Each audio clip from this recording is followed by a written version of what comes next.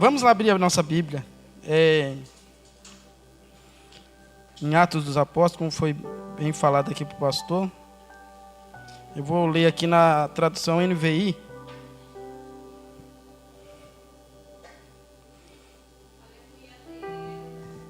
Atos capítulo 16.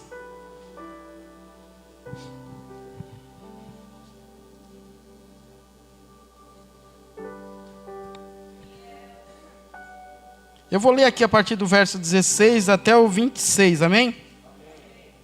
Diz assim: certo dia, dirigindo-nos para o lugar de oração, encontramos uma escrava que tinha um espírito pelo qual predizia o futuro.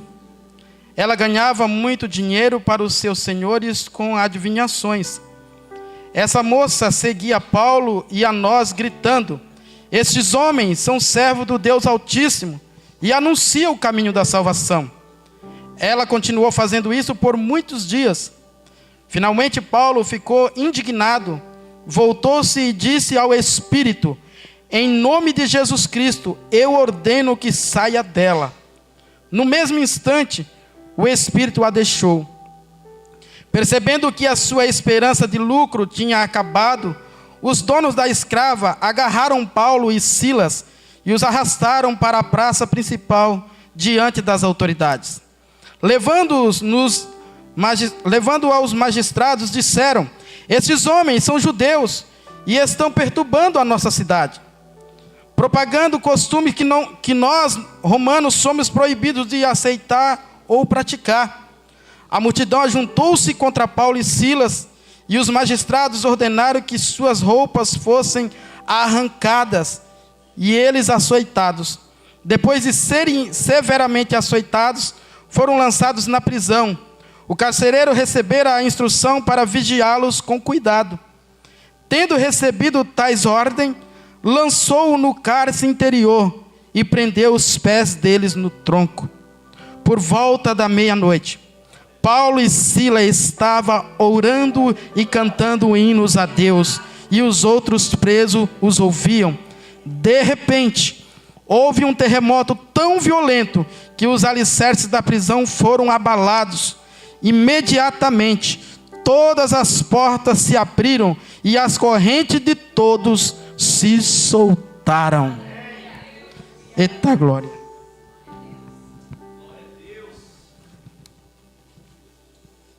Glória a Deus. Queridos, nós já, essa palavra foi ministrada aqui há alguns dias pelo pastor, sobre Atos do Espírito Santo, e pelo Vitor. E Deus, ele vem fazendo coisas extraordinárias durante as quinta-feiras aqui, através da vida dos servos de Deus. E olhando para esse texto, para essa palavra, nós percebemos que, primeiramente, quem era Saulo antes de ser um Paulo? Saulo era um perseguidor da igreja. Era um homem que ele arrastava as pessoas, arrastava até mulheres pelos cabelos, porque era um homem que era zeloso pela lei, e ele, por ser zeloso pela lei, a qual ele preservava, ele fazia coisas terríveis com os cristãos da época. Mas um dia, esse Saulo, ele teve um encontro com Jesus. No caminho de Damasco, esse Saulo, que era perseguidor da igreja, ele tem um encontro com Jesus. E Jesus, ele diz para Saulo que ele não poderia lutar contra os agrilhões. Que ele, a partir daquele momento, por ele ser um perseguidor, ele ia passar a ser perseguido por causa do nome de Jesus. E a Bíblia diz que Paulo, ele tem esse encontro com Jesus, ele fica cego, depois ele vai até Ananias, como diz a palavra, e lá Ananias ora por ele, e ele é restaurado novamente. E assim sucede o ministério desse homem. E a partir daquele momento que ele tem um encontro com Jesus, e é exatamente isso que começa a acontecer na vida de Saulo, que agora é Paulo. Ele passa a ser um perseguido severamente por onde andava. Por onde aquele homem pisava, ele era perseguido. E dentro desse texto, não é diferente. Paulo e Silas, aqui está na segunda viagem missionária de Paulo, porque na primeira ele foi com Barnabé, e como foi bem dito aqui pelo pastor da primeira mensagem que o pastor trouxe, ele teve um desentendimento com Barnabé por causa do seu sobrinho Marcos, e Barnabé se afasta de Paulo. E Paulo agora vai e encontra quem? Silas. E agora ele chama Silas para andar com ele. E Silas vai com Paulo. E eles tentam entrar em uma cidade para pregar a palavra, ali na região da Ásia, e o Espírito Santo proíbe eles. Não, vocês não vão. E eles obedecem ao Espírito Santo, mas porém chega na frente e eles querem de novo, aí não. O Espírito Santo diz, não, vocês vão para a Europa. Vocês vão pregar para lá. E de repente o apóstolo Paulo, ele tem uma visão de um homem dizendo, passa a Macedônia e ajude-nos. Passa a Macedônia e ajuda-nos. Paulo, ele recebe aquela visão e ele vai, irmão. Paulo, ele é um homem de fé. Ele era um homem de coragem, destemido. Paulo não tinha medo de nada. Como eu disse lá no princípio, ao mesmo tempo que ele era um perseguidor, agora ele passou a ser perseguido, mas ele não tinha medo. Mas sabe por que ele não tinha medo? Porque ele sabia quem estava com ele. Ele sabia quem lutava as suas guerras. Ele sabia daquele pela qual um dia apareceu a ele e disse para ele, Paulo, por que tu me persegue? Tu sabe que você não pode lutar contra os agrilhões. Ele sabia do Deus a qual um dia ele tinha sido entregado, irmão. Irmão, coisa maravilhosa é nós entendermos e sabermos a quem nós servimos. Coisa maravilhosa é o cristão saber a quem ele está servindo. A partir do momento que nós temos esta visão, que nós temos este entendimento sobre quem está conosco, agora nós nos enchemos de coragem, agora nós nos enchemos de força, agora nós nos enchemos de fé, irmãos, e nós vamos adiante para falar das boas novas de Jesus.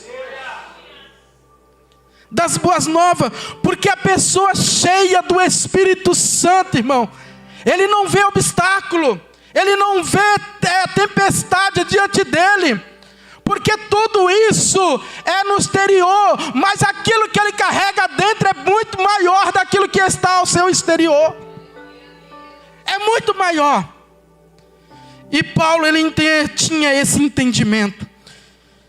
O Espírito que nos fortalece nas provações, a verdadeira força espiritual, irmão, não reside na ausência de sofrimento, mas na capacidade de adorar e confiar em Deus, no meio dele, permitindo que o Espírito Santo se manifeste e nos transforma.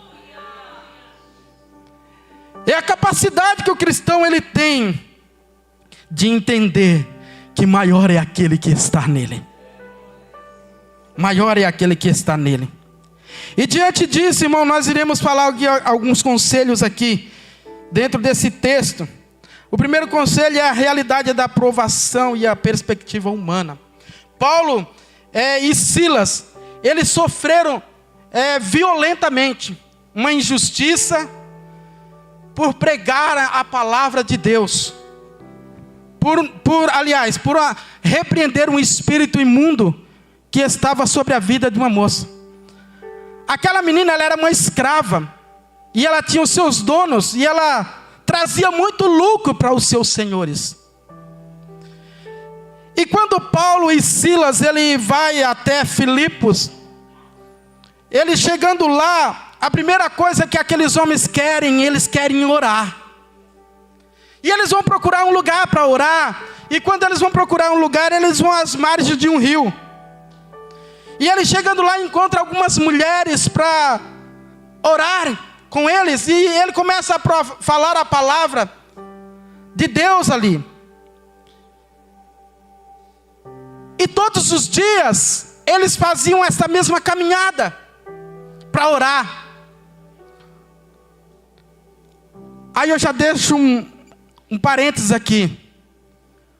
Como aqueles homens tinham uma certeza no seu coração de que a oração é a chave do sobrenatural de Deus. E eles vão orar, e eles fazem isso por vários dias.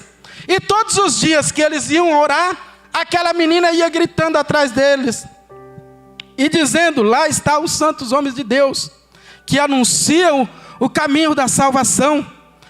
E ela continuava dizendo isso todos os dias, até que um dia Paulo ficou irado com aquilo. Paulo falou: oxe, que negócio é esse? E Paulo dá uma ordem àquele demônio que estava sobre aquela moça e diz: em nome de Jesus, eu te mando, sai dela. Imediatamente diz a Bíblia que aquele espírito sai da vida daquela moça. E por causa desse episódio, Paulo e Silas agora eles são levados à praça, eles são agarrados e levados até a praça. Sem julgamentos, eles são açoitados com varas. O açoite esses açoites era terrível, irmão. Dizem, eu estava vendo isso, que segundo a tradição, diz que alguns açoites eram tão terríveis que algumas pessoas não aguentavam e morriam. Porque era um chicote com pedaços, tiras de couros, e eles batiam uma quarentena. Chegava a desfigurar a pessoa completamente, as suas costas ficavam na carne viva. Na carne viva. Aqueles homens, Paulo e Silas, eles foram severamente, irmão, açoitados com aquele chicote. Eles levaram uma surra terrível. Mas não foi porque eles fizeram coisa errada. Não foi porque eles falou mal de alguém. Não foi porque eles infringiu a lei romana. Não. Foi simplesmente por repreender um espírito maligno. Simplesmente ele estava sendo maltratado por causa dele repreender um espírito imundo que estava sobre a vida de uma moça. E porque aquele espírito dava lucro aos seus senhores. Irmãos, nós estamos vivendo num mundo onde o dinheiro tem falado muito mais alto. Onde as pessoas fazem pinta e bordas possível for por causa do dinheiro. Eles maltratam famílias que às vezes são destruídas entre si por causa às vezes de uma herança. As pessoas correm atrás do dinheiro de uma forma que eu nunca vi igual. Anos atrás as pessoas se contentavam mais com aquilo que tinha. Hoje ninguém se contenta. Se a pessoa tem algo, um carro, por exemplo, do ano, amanhã ela já está querendo outro. E nunca ela está contente, há uma sede pela ganância. E não foi diferente aqui. Esses homens estavam prendendo Paulo exatamente porque o lucro deles agora se perdeu. Se perdeu o lucro daqueles homens. E eles ficam terrivelmente indignados com essa situação. E Paulo e Silas não teve nenhum julgamento digno. E foram presos e colocados no tronco. No cárcere exterior, lá na última cela. Lá no lugar onde ninguém queria estar. E além de eles serem presos, eles são amarrados no tronco. E deixados lá. Qual é a expectativa humana diante de uma situação dessa? O que às vezes a gente pensaria, no caso de um prisioneiro estar passando por isso, sem ter feito nada de mal. A pessoa entrava em desespero. A pessoa, quem sabe, entraria numa depressão profunda, em um lamento profundo, em angústia. Se trazer para o nosso dia de hoje, irmão, imagina você ser preso, sendo que você não fez nada de errado, e você ser preso e colocado, ser açoitado como foi esses homens, e você ser colocado, a primeira coisa que nós faríamos, era reclamar de Deus, porque eu sou servo de Deus, eu sou filho de Deus, e por que eu estou nessa situação? Por que eu estou aqui nesse cárcere? Deus, Ele poderia ter me livrado disso, Deus, Ele poderia ter me guardado, Ele é o meu Deus, por que eu estou passando por isso, Deus? Ó vida, ó céu, por que eu estou aqui? Começaríamos a murmurarmos contra Deus, começaríamos a falar mal de Deus, porque muitas vezes falamos muito mal de Deus, com coisas até menores do que Paulo passou, e Silas passou. Mas esses homens estão ali, guardados no cárcere, mas ninguém vê um lamento, ninguém vê aqueles homens chorarem e se lamentarem. A Bíblia não relata que aqueles homens ficam dizendo: Deus, nós somos os teus servos, porque isso nos sobreveio. Nós não vemos aqueles homens dizendo: Senhor, porque o Senhor permitiu que isso acontecesse. Mas aqueles homens permaneceram inabaláveis. Inabaláveis. E o segundo conselho, irmãos, a atitude de Paulo e Silas em resposta ao sobrenatural de Deus acontece. A atitude daqueles homens leva o sobrenatural de Deus a acontecer na vida dele. A escolha da adoração, à meia-noite, o momento mais sombrio da vida e silencioso da vida daqueles homens. À meia-noite, tem um hino aí de uma africana que diz: nas horas difíceis da vida,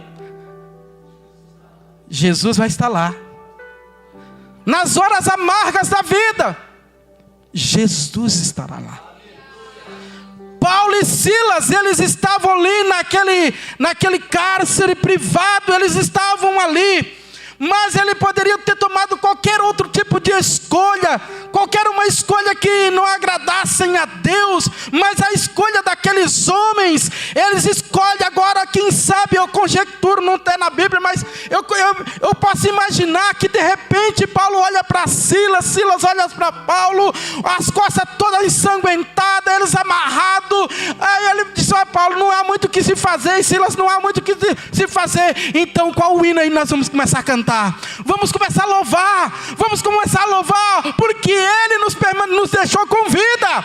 Vamos começar a louvar, porque Ele nos deixou com vida, e o propósito pela qual Ele nos chamou para fazer, ainda está de pé. Paulo e Silas, quem sabe eles começam a dizer: a nossa missão é pregar o Evangelho, e nós não iremos parar, porque nós não estamos mortos. Então vamos começar a louvar, Silas, vamos começar a louvar, aleluia. E eles começam a adorar, e eles começam a louvar, irmãos, eles começam a adorar o nome de Jesus. Em meio à noite sombria da vida dele, em meio a um lugar escuro, em meio a um lugar onde a dor e o sofrimento tomaram a vida daqueles homens, mas eles tomam uma atitude que muitos de nós muitas vezes não tomariam, e eles dizem: vamos louvar a majestade santa de Deus, vamos adorar o nome de Jesus. E eles começam a adorar, e eles começam a louvar, e de repente, no meio daquela adoração, no meio daquele louvor, aleluia, os presos agora começam a ouvir, e começam, quem sabe os presos dizem: olha, eu nunca vi algo igual, olha como é tremendo, já estou arrepiado. Outros diziam ali: rapaz, que profundo isso. E os presos escutavam, mesmo Paulo preso, mesmo Silas preso, mas a palavra de Deus estava sendo anunciada, porque o inimigo pode amarrar tuas mãos, o inimigo pode amarrar teus pés, mas ele não pode amarrar um coração incendiado pela presença do Espírito Santo. Ele não pode prender alguém que está com paixão por Deus, com paixão pelas almas. Ele não pode prender, irmãos. E eles começam a declarar o nome de Jesus em voz alta, diz a Bíblia. Ele não simplesmente, irmão, pela dor, eu imagino, irmão. Imagina, na dor que eles estavam passando, era simplesmente para um cochichar ali, quem sabe. Ou louvar bem baixinho, que ninguém nem pudesse escutar, não. Eles começam a glória e dizer: por toda a minha vida, ó Senhor, te louvarei. Eles começam a declarar bem forte, bem alto, e os presos começam a escutar. E de repente, o chão começa a tremer. De repente, o chão começa a sacudir. Aleluia! Começa tudo a tremer. Há um terremoto terrível. Há um terremoto que invade aquele lugar. E diz a Bíblia que as correntes de todos caem. E diz a Bíblia, aleluia, que as celas todas se abrem. Aleluia! Porque o poder de Deus foi invadido naquele lugar. Deus em resposta a homens fiéis, Deus em resposta a um coração ardente pelo um chamado, Ele responde, aleluia, agora com um terremoto. Ah, meu irmão, quando nós estamos dispostos a levar a palavra de Deus, quando nós estamos dispostos a elevar o Evangelho, aleluia, nada pode parar a igreja. É um cântico que nós cantamos aqui: nada pode parar a igreja, nada pode parar a igreja verdadeira de Jesus, nada para, aleluia. Não é a morte de alguns na China, não é a morte de alguns na África, não é a morte em alguns em outros países, aleluia, mas a igreja não para, a igreja não para de crescer, a igreja não para de avançar, a igreja vai, a igreja enfrenta, aleluia, as adversidades triunfante. E é triunfante, é marchando, meu irmão, é marchando que a igreja vai. Aleluia, não é lamentando, mas é marchando. Aleluia, o diabo mata um ali, mata outro acolá, e a igreja está triunfando. Aleluia, a igreja está marchando. O inimigo diz: não vai, eles não vão conseguir, nós iremos calar ela aqui. Mas a igreja continua avançando. A igreja não para. A igreja não para, porque o chamado é muito maior. O propósito é muito maior do que uma simples luta. O propósito é muito maior do que uns açoites.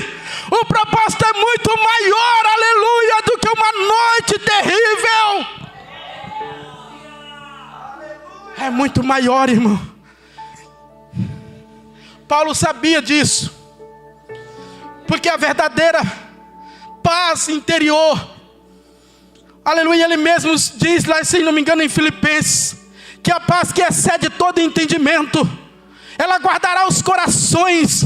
E Paulo e Silas agora, ele tinha uma paz tão tremenda diante de Deus. Eles sabiam a quem eles estavam servindo, que não era aquele cárcere, que não era aqueles açoites que iria parar eles, não. Eu acredito que Paulo olha para Silas e diz assim: Silas, nós podemos estar feridos, nós podemos estar machucados, mas nós temos paz com Ele, nós temos paz com Ele.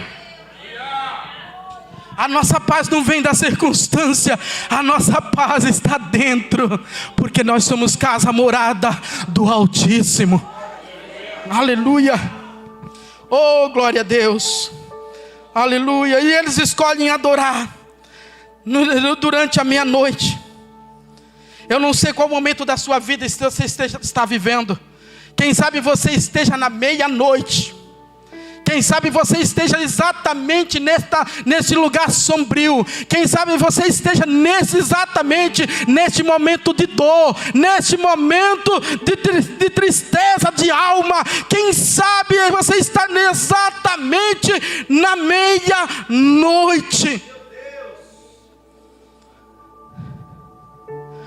Mas um terremoto virá. As celas serão abaladas. E as correntes irão cair. Porque o sobrenatural do Todo-Poderoso invadirá a tua casa. O sobrenatural do Senhor encherá o teu coração. O sobrenatural do Senhor virá sobre a tua vida, sobre o teu casamento. O sobrenatural de Deus virá. Aleluia, eu creio nisso. Ele virá.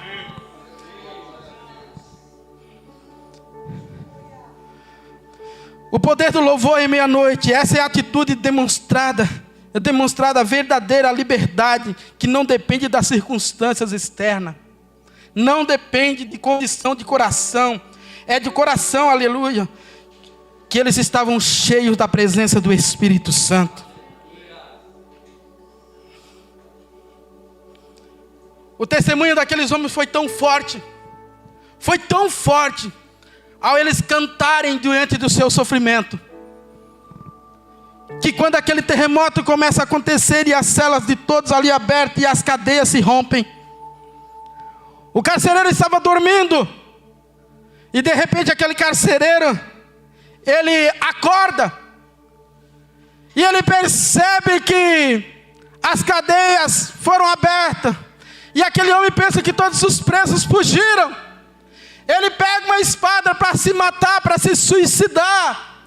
E de repente Paulo grita: não faça isso. Estamos todos aqui. O poder de Deus, irmão, eu estava pensando quando eu estava lendo essa passagem, eu fiquei pensando, falei, meu Deus, como que é impressionante isso. Como que um terremoto quando vem arrebenta tudo, irmão. Destrói cidade, destrói vilas, destrói tanto. Irmãos, é tanto desastre que acontece em um terremoto. E eu não vejo a Bíblia dizendo que aconteceu naquela cidade inteira e foi destruído tudo. Somente uma cadeia. Somente onde uns homens fiéis estavam. Aleluia. Meu irmão, o terremoto não vai acontecer na vida daquele que não é fiel, mas é na vida do que é fiel. Aleluia, as cadeias não vão abrir assim simplesmente na vida daqueles que não adoram em espírito e em verdade, mas é o que adora em espírito e em verdade. Aleluia. Meu irmão, as cadeias não vão se romper assim, mas é somente na vida dos fiéis. É só na vida do fiel, Claudião. Eu fiquei pensando, meu Deus, mas como aquela cidade não foi abalada? Não, só foi a cela, o Espírito Santo disse. Só foi o lugar onde eles estavam. Só foi o lugar. Porque Deus veio e interveio. Aleluia. A intervenção divina desceu sobre os seus fiéis. Crente fiel nunca olha para trás. Crente fiel, ele não deixa a luta se sucumbir à sua vida. Crente fiel, ele vai até o fim. E ali, quando aquele terremoto acontece na vida daqueles homens, o carcereiro tenta se matar. Paulo grita que está todos ali. Aquele homem, irmão, ele é tomado, eu acredito que aquele homem é tomado pelo Espírito Santo de uma forma tão sobrenatural. Eu acredito que aquele homem nunca tinha visto algo igual. E aquele homem fica atemorizado de tal maneira que ele dá um salto para fora e diz assim: e agora? O que farei para ser salvo? Me diz o que farei para ser salvo. E Paulo diz: crê no Senhor Jesus e será salvo tu e a tua casa. Creia no Senhor Jesus. Aleluia.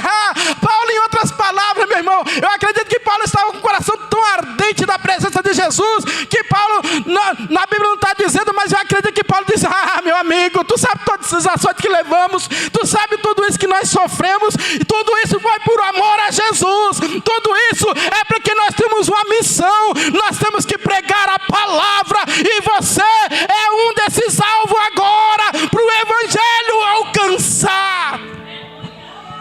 Deus, se preciso for, Ele abala uma cidade. Deus, se preciso for, Ele abala um país. Deus, se preciso for, Ele abala estruturas para que o evangelho dele seja anunciado, para que a palavra dele alcance as vidas dos perdidos.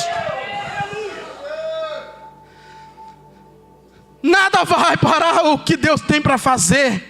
Ele vai realizar. Eu lembro que o pastor falou aqui, acho que foi a semana passada, se não me falha a memória, que Jesus, ele deixa, depois de uma noite inteira que ele tinha passado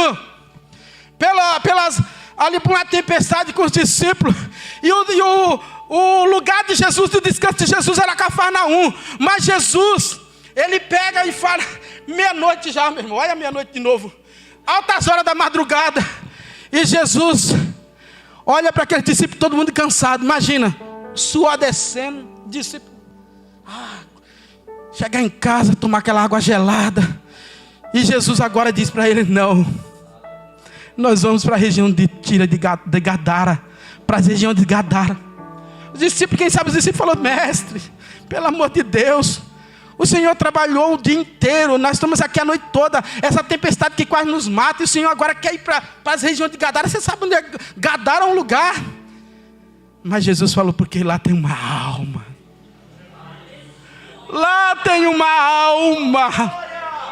Lá tem uma vida me esperando, que está escravizada pelo inferno, que está escravizada pelo demônio, mas eu preciso ir lá, aleluia. Jesus, ele faz tudo isso, irmão, para salvar uma alma. E Jesus é aqui, o que acontece na vida desses homens é simplesmente porque aquelas almas precisariam alcançar a Jesus. A manifestação do poder de Deus e a intervenção divina aconteceu. E o resultado disso foi a abertura de todas as celas e todas as cadeias se rompendo. O afrouxamento das correntes, caíram todos. E o propósito de Deus vai além da fuga, porque ninguém fugiu. Ninguém fugiu. Eu fiquei pensando também, eu falei, meu Deus, por que ninguém fugiu? As cadeias tudo abertas, imagina um preso lá, 30 anos na cadeia, tudo que ele mais quer é, sair daquele lugar. De repente as cadeias caem das mãos deles, as celas são todas abertas, e aqueles presos diante dele está lá a rua, que eles podiam ir embora. Mas o poder do Espírito Santo é tão profundo, que eles ficaram todos, ninguém arredou o pé. Porque Paulo fala assim, estamos todos aqui. Todos estamos aqui. Ninguém fugiu, ninguém foi embora. Está escrito que Deus alcançou a vida do carcereiro, a vida de Lídia, que foi uma das mulheres que vendia púrpura ali quando Paulo chega, e Silas. Alcançou aquela mulher, alcançou a família de Lídia, alcançou a vida do carcereiro e sua família. Mas a Bíblia não fala daqueles carcereiros. E eu fiquei pensando nisso. Eu falei, Deus não dá viagem perdida. Se Deus tinha famílias para salvar ali, eu acredito que a Bíblia é clara falar do carcereiro e aqueles outros presos, porque eles escutaram a palavra.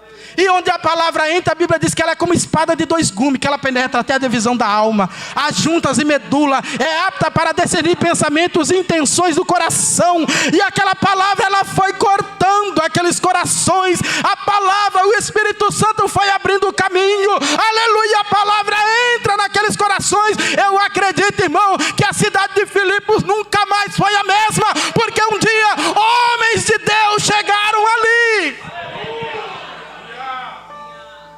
E eu acredito que não só foi o carcereiro, Paulo, mas foi todos ali naquela cadeia. Aleluia. Eles ouviram a palavra e a palavra entrou nos corações. E eles foram tomados do poder de Deus. E o Espírito Santo, aquele que convence o homem do erro, do pecado e do juízo, ele entrou, irmão. Ele entrou ali naquele lugar. E o último conselho aqui: as consequências da fé fortalecida é o impacto evangelístico. As consequências de uma fé, aleluia, é um impacto evangelístico que aconteceu naquele lugar.